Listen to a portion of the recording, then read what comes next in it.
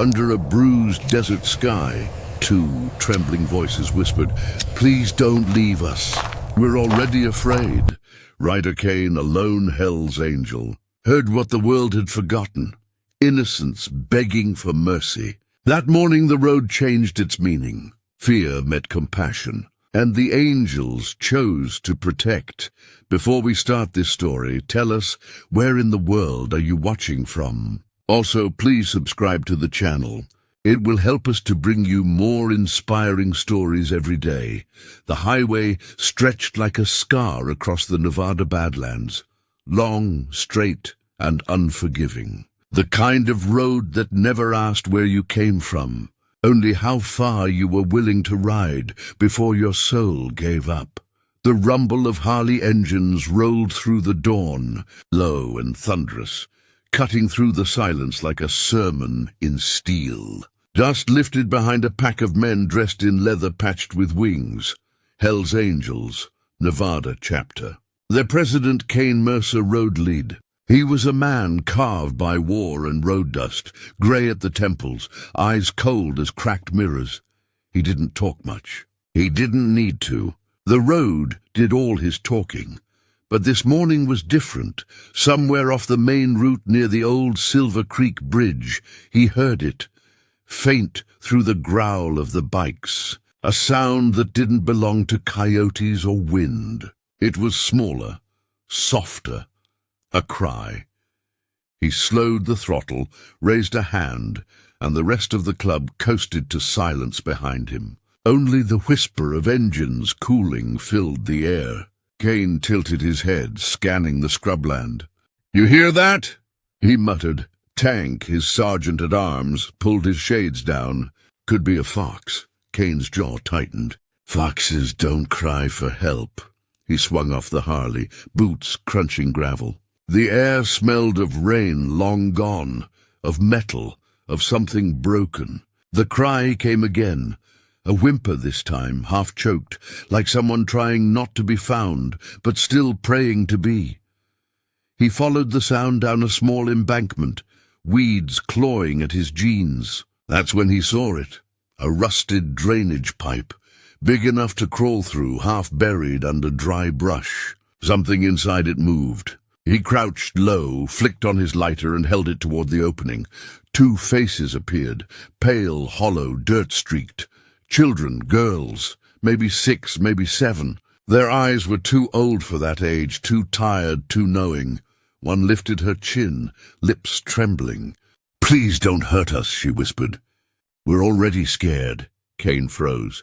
Those words hit harder than any bullet he'd ever taken. Behind him, Tank cursed under his breath. "Jesus Christ, they're just kids."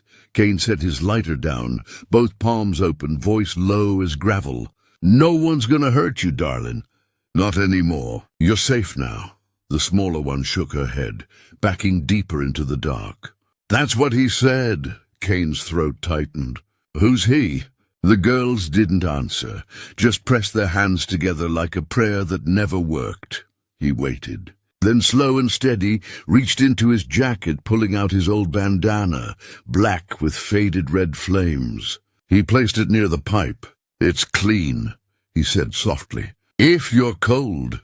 The older one hesitated, eyes darting to his patches, the skull and wings that made even grown men flinch. She whispered, "You're one of them."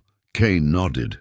"Yeah, I'm one of them. But the only thing we break these days is bones that deserve it."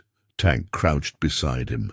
"Cain, we can't leave him here. The coyotes'll get to him before nightfall." Cain's stare didn't move. "Ain't leaving." He knelt closer to the pipe. "You got names?" No answer. Just a quiet shuffle, the sound of knees scraping metal. Finally, the older one whispered, "I'm Lily." She glanced at the smaller one. "That's June." "Lily and June," Cain repeated softly, like he was saying a prayer. "You two got a mama somewhere?" "She didn't wake up," June said.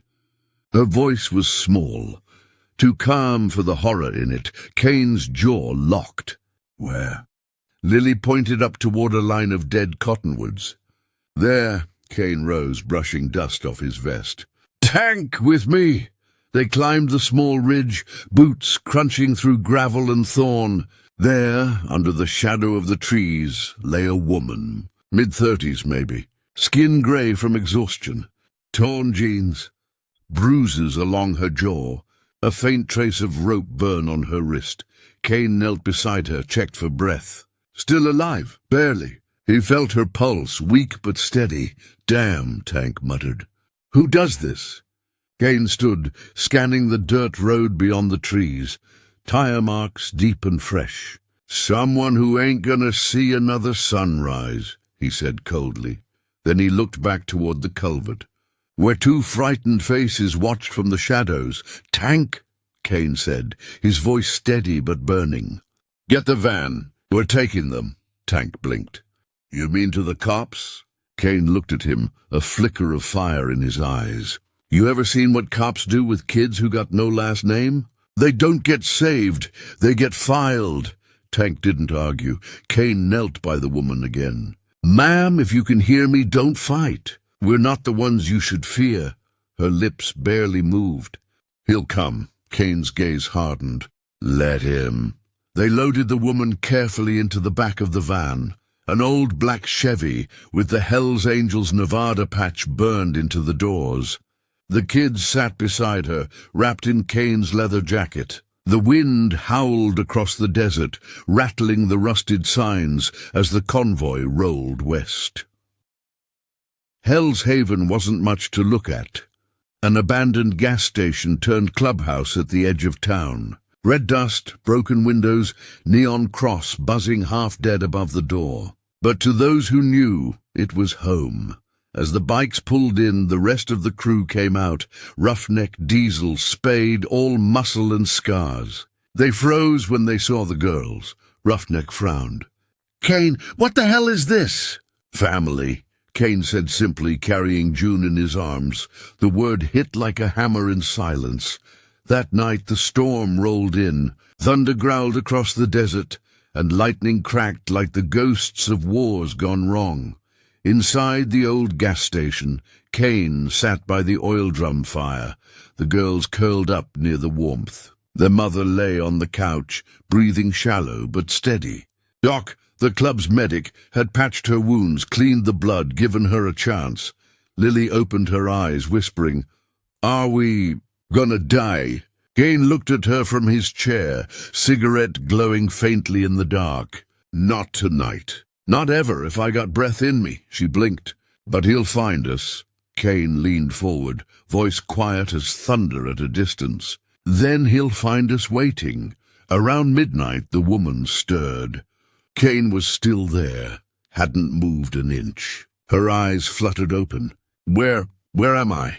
"Safe," he said simply. She looked around, confusion fading into memory, then fear. "He'll come. You don't understand. He owns people." Cain's jaw clenched. "Not anymore." Her voice cracked. "You can't fight him. He's a lawman." Cain's eyes turned to steel. "So was I." The woman stared at him, as if seeing past the leather and scars to something deeper. Then, barely above a whisper, she said the name. "Dale Cartwright." Cain froze. He knew that name, the same sheriff who'd burned down their last clubhouse, killed 2 of his brothers and called it justice. Now it wasn't just rescue. It was reckoning. The sun burned high by midday, painting the desert in cruel gold. The Angels' compound lay quiet, the kind of quiet that means everybody's listening. Ryder Cain stood outside, cigarette trembling between calloused fingers, eyes fixed on the horizon. The sand still carried marks, tire tracks deep and fresh, leading right up to the property fence. He'd seen tracks like those before. Prison transport tires, private ones. The kind that didn't belong to law, but to men who bought law. Inside, the kids slept on the leather couch, wrapped in an old flag of the chapter. The girl, Emma, still clutched Ryder's silver cross. The boy, Noah, muttered through dreams, a small hand flinching whenever the wind rattled the windows. Ryder took one long drag, exhaled slow, and muttered, "They'll come for them before sundown." Big Mason stepped beside him, arms crossed. Then they'll find us ready. Ryder nodded once. No colors, no war cry? This ain't about reputation. Mason's grin flashed through his beard. You're talking about mercy like it's new. Not new, Ryder said, flicking his ash into the dust. Just overdue. By late afternoon, the rumble of engines rose. 3 black SUVs cutting through the dust like predators. No police lights. No badges visible. Just dark glass and paid violence. The compound gate stood half open, daring them. The SUVs stopped 30 yards out. Doors swung wide. Men stepped out, clean boots, mirrored shades, all holding that expensive kind of arrogance. At their center walked a man Ryder knew by the way the others watched him. Deputy Clay Murrow, ex-cop, dirty one. 5 years back after a trafficking bust went sideways. Now he wore a badge in spirit only. He smiled when he saw Ryder. Didn't think you'd be babysitting. Hey, brother. Ryder's hand hovered near the handle of his Colt. Didn't think you'd still be breathing, Clay. Clay's grin widened. They ain't yours. Their mama made some mistakes, owe people money. Hand 'em over and I'll forget this whole charity project. From inside the boy coughed, then whimpered. The sound carried. The men's eyes followed. Ryder stepped forward, voice even as the horizon. You walk another inch toward those kids, and you'll forget how your legs work. Mason's shotgun clicked from the shadows. The other angels appeared one by one, silent, leather-clad, forming a wall behind their president. The desert wind howled. Clay's smirk faltered. You really gonna start a war over somebody else's brats? Ryder's eyes hardened. They stopped being somebody else's the moment they said please. The first shot cracked the silence. Clay's men opened fire, reckless, loud, stupid. Bullets tore through the air, splintering the wooden fence and shattering bottles stacked near the pump. Ryder dove behind his Harley, pulled the boy's old rifle from the saddlebag, and returned 2 measured shots, clean, deliberate. One SUV's windshield exploded. Mason roared, unleashing both barrels of the shotgun. The angels moved like ghosts trained by violence and forgiveness, each shot placed, each breath shared between them. When the dust settled, 2 of Clay's men lay crawling in the sand, groaning for mercy they'd never given. Clay himself was down on one knee, gun empty, breath ragged. Ryder walked toward him, boots slow, deliberate. Clay spat blood, sneering. You think you saved 'em? There's more coming. There's always more. Ryder knelt, grabbed Clay's chin, forcing him to look at the children now standing in the doorway, wrapped in his jacket. Then tell the rest, Ryder said. Tell 'em fear don't live here anymore. He stood, turned away, and the angels let Clay crawl back to his SUV, dragging shame behind him.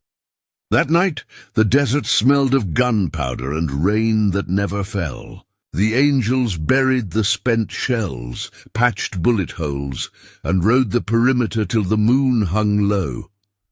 Inside, Emma sat on the bar stool, sipping hot cocoa Mason made from melted chocolate and instant coffee. She watched the men move like quiet storms, rough hands, soft voices. Noah slept in Ryder's bunk, a faint smile on his face for the first time.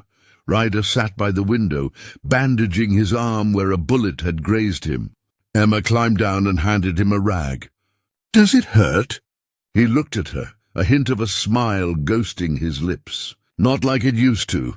She studied his tattoos, inked wings across muscle and scars. What do the wings mean? She asked. He stared at them for a long moment. It means we ride for those who can't. She nodded, eyes steady. Then you're my angel. He didn't correct her. He couldn't. Dawn crept over the ridge, slow and merciful. The compound was quiet, except for the hum of a generator and the low murmur of 2 kids whispering at breakfast. Outside, Ryder sat on his bike, cigarette burning low. Mason joined him, holding coffee thick as tar. You know this ain't the end, Mason said. Ryder nodded. Maybe not. But it's the beginning of something better. He looked back at the open clubhouse door, Emma braiding Noah's hair, sunlight touching the patch of red and white on Ryder's old cut draped over a chair. Worlds full of devils, Mason muttered. Yeah, Ryder said. But it's got angels too. They just ride louder. The engines rumbled alive, one after another, echoing off the canyon walls like thunder rolling home. The hellsangels nomads rode out that morning, not to war, not to claim, but to watch the road, to make sure no one ever scared those kids again. Behind them, the compound shimmered in the rising heat, a small fortress of oil and mercy, and in the still air of the desert, where fear once hid, only the echo of Harley thunder remained, steady, eternal and free. The desert stayed still after they left. For the first time in weeks, there was no sound of pursuit, no dust trails rising behind black SUVs, no whispers of fear chasing through the wind, only silence, the kind of silence that feels earned. Inside the clubhouse, the flag that once hung behind the bar had been cleaned and rehung. Its red and white wings glowed in the dawn light, like something reborn. Beneath it, Emma sat cross-legged on the counter, a pencil in her hand, and Ryder's old journal open in front of her. She was tracing letters she didn't understand yet. Brotherhood, mercy, fear, none. Words that had weight. Even if she didn't know why, Ryder leaned in the doorway, arms crossed, a faint smile breaking through his weathered face. He'd seen blood spilled, seen towns burn, but nothing hit him harder than the sight of a child learning how to spell hope. Big Mason walked up beside him, chewing on a toothpick. "She's got your focus," Mason muttered. "And his nerve," he added, nodding toward the sleeping boy. Ryder chuckled. Then maybe this world still got a chance. Outside, the sun rose clean. The road stretched endlessly, but for once it didn't look lonely. 2 days later, the angels gathered for a ride. Not war, not business. Just movement. The road was their prayer, and today they prayed for peace. The engines came alive one by one, roaring against the dawn. Emma stood barefoot at the gate, Noah perched on her shoulders, both waving small flags Mason had made from scraps of red cloth. Ryder strapped his gloves, helmet dangling from the handlebars, and looked back at them one last time before kicking the starter. The bike answered like thunder with a heartbeat. He revved once, twice, and the others followed. Chrome flashed. Leather-cut sleeves flared. The wind carried the echo. "Ride safe, brothers. Fear none." They tore across the desert highway, dust rising behind them like ghosts being outrun. But Ryder wasn't chasing ghosts this time. He was guarding something, a promise made to 2 small souls who taught a gang of outlaws what family really meant. At a stop near the old bridge, Mason rode up beside him. "You know this road don't forgive easy," he said. Ryder grinned. "Neither do I." Trouble didn't stay buried long. 3 mornings later, a sheriff's cruiser pulled into the lot, dust rolling behind it like a storm. This one wasn't Murrow's kind. This was Sheriff Ellis, a man with sun-cracked skin and a reputation for fairness so rare it felt out of place in the desert. He stepped out slow, one hand on his belt, eyes scanning the bikes, the broken signs, the scars in the dirt. Then he saw the kids playing under the shade of an old water tower, Emma showing Noah how to throw a pebble and listen for its echo. Ryder stepped out from the garage, wiping grease from his hands. Ellis nodded once. "Heard what went down," he said. "Heard who was involved." Ryder didn't flinch. "That right?" Ellis glanced at the children, then back at him. "You ain't their blood, I know that. But from what I've seen, blood don't mean a damn thing compared to what you gave them." He pulled something from his pocket, a folded piece of paper. "Court's calling the mother dead. Nobody to claim custody. So unless you object, He placed the paper on the table. It was a guardianship notice, signed, sealed, official. Ryder blinked, the desert wind tugging at his jacket. "You sure about this, Sheriff?" Ellis tipped his hat. "I seen what happens when good men stay silent. You already spoke loud enough. That night, the angels threw a feast the desert hadn't seen in years. Ribs on the grill, beer foaming over chipped mugs, laughter echoing under the stars. The kind of night that smelled like redemption. Emma and Noah sat on the hood of Ryder's bike, faces sticky with barbecue, Mason trying to teach them the old club chant. They laughed every time he messed up a word. Ryder watched from the steps, his jacket slung over his shoulders, a new patch stitched just beneath the red and white wings. "Family by fire." Doc raised a glass. "To the road that broke us, and the home that fixed us." The men cheered, voices deep and unpolished. The desert answered with the low rumble of distant thunder, the kind that sounds like approval. Later, as the laughter faded and the stars grew heavy, Emma tugged at Ryder's sleeve. "You still have nightmares?" she asked. He nodded slowly. "Sometimes." "What do you dream about?" He looked out at the firelight dancing over the sand. "About losing what I never thought I'd have again." She leaned her head against his arm.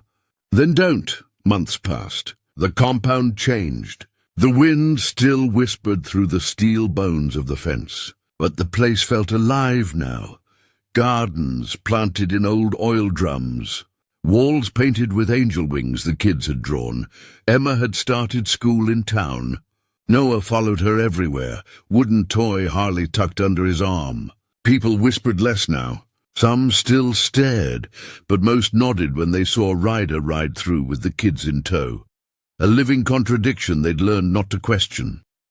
Every evening, as the sun dropped behind the mountains, Ryder would take them to the ridge where the desert met the sky. The kids would point at the stars, trying to guess which one was their mama. Ryder never told them she was gone. He just said, "She's riding free tonight." One evening, Noah looked up at him, sleepy-eyed. "We're safe now, right?" Ryder smiled, the kind of smile that had taken him a lifetime to remember how to make. "Yeah, kid, no fear." "Not anymore." The boy leaned his head against Ryder's chest, and the desert around them seemed to exhale, soft, endless, alive. Somewhere far off, a Harley engine rumbled, then another, and another, a chorus of guardians keeping watch over a world that still needed saving. And in that sound, deep, eternal, defiant, the promise lived on. The seasons shifted. The desert traded its gold for rust and its heat for wind that howled like memory. The angels rode less now. Their fights weren't on asphalt anymore. They were quieter, the kind fought inside a man's chest. Ryder Cain still rose before dawn, the same way he had when war was his routine. He'd stand by the compound gate, coffee in hand, eyes scanning the horizon that used to mean trouble. Now it meant peace. Emma had grown taller. She'd learned to fix chains and change tires. Mason had taught her to ride the quad through the sand dunes, her laughter echoing louder than the engines. Noah followed her everywhere, his little hands always greasy from touching every tool within reach. Ryder never told them the truth of their past. Not all of it. But he didn't hide it either. He told them about pain, about choosing to be stronger than what hurt you, about finding family in the least holy places. Sometimes, when the wind carried old echoes of engines long gone, he'd whisper to himself, "The road gave me hell, but it also gave me them." One afternoon, as dust rose behind the hills, a single rider appeared. Not a lawman, not an enemy, just a lone biker with a limp and a patched vest that read San Bernardino chapter. The compound tensed. Old instincts don't die easy. Mason reached for his rifle. Ryder raised a hand. "Hold!" The rider dismounted, slow and respectful. "Name's Logan. Used to ride under you, Cain." Ryder's eyes narrowed. Used to, Logan nodded. Things have changed. Word spread. About the kids. About you, he paused. About what you did. Ryder didn't answer. The road didn't need gratitude. It only remembered tire marks and promises, Logan continued. We've been thinking maybe it's time to change what our colors stand for. Maybe it's time the angels carried more than fear. Ryder studied him for a long moment. The wind blew grit through the silence. Then he said, "The patch don't make the man. The man makes the patch." Logan smiled faintly. Maybe so. Still, you reminded us what wings are for. He turned, mounted his bike, and vanished into the heat. The compound stayed quiet for a while after. The kind of quiet that means something's begun again. That night, the angels gathered around the fire pit. Sparks floated into the sky like tiny burning souls. A vote was called. A new rule added to the Nomad Charter. No member rides past a child in need. No child sleeps afraid where angels live. It wasn't written by law. It was written in silence, in nods, in the shared look between men who'd seen too much death to ignore life anymore. Emma and Noah sat nearby, roasting marshmallows over the flames. The boys laughed when Mason burned his hand and cursed like a preacher on Sunday.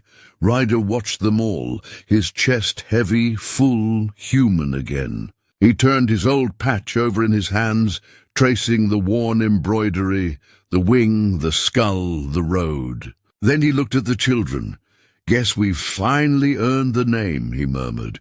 Years later, Emma would find a box buried beneath the floorboards of Ryder's cabin. Inside were photographs, the Nomad chapter standing beside their bikes, her and Noah's first day at school, a faded letter addressed in Ryder's crooked handwriting to whoever needs reminding. She unfolded it carefully. The road don't forgive, don't forget either. But if you ride long enough, it gives you a chance to make right what you broke. Fear dies when someone chooses to stand still beside it. If you found this, remember, angels ain't born. They're built from scars, chrome, and love that never quits. Tears stained the paper. She folded it back, set it under the cross made from engine bolts above the fireplace, and whispered, "No fear." The years took their toll, as years always do. The compound grew quieter. The bikes grew fewer. But every year on the same day, Emma and Noah would return. Older now. Riders themselves. They'd start their Harleys just before sunrise. The engines rumbling like prayers, the horizon painted in blood-orange light. At the gate, a rusted sign still swung gently in the wind. The letters barely visible now, but the words still strong. Emma adjusted her gloves, tears caught in the corner of her smile. Noah revved beside her. "Think he's riding with us today?" She looked at the road ahead, endless, wild, and alive. He never stopped. And as they throttled forward, the desert answered with thunder, 100 unseen engines rising from the wind. The ghosts of brothers and saviors keeping pace. The sun climbed higher, the sound of Harley steel merging with heartbeat, dust, and memory. And for a moment, it was as if the whole desert whispered back, "The desert sleeps lighter now. The girls are safe, the engine's quiet. Ryder rides on, not for vengeance, but for peace earned in silence." The patch on his back still reads, "No fear." Somewhere between dusk and dawn, mercy found a home, and the angels finally lived up to their name.